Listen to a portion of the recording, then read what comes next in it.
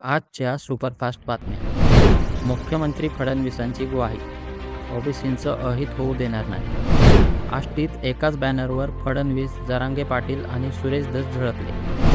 फडणवीसांना न सांगता मित्रपक्षाच्या मंत्र्यांनी दिल्या जाहिराती, रोहित पवारांचा दावा.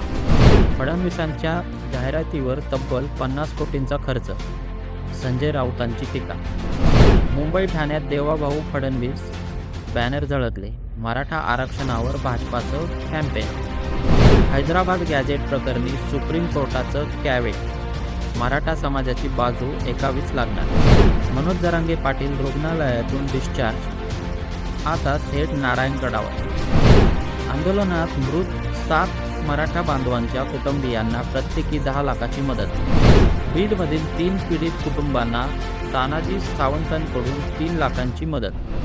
लालबागच्या राजाचं विसर्जन तब्बल 13 तासांनी, फटाक्याच्या आतषबाजीत विरोध.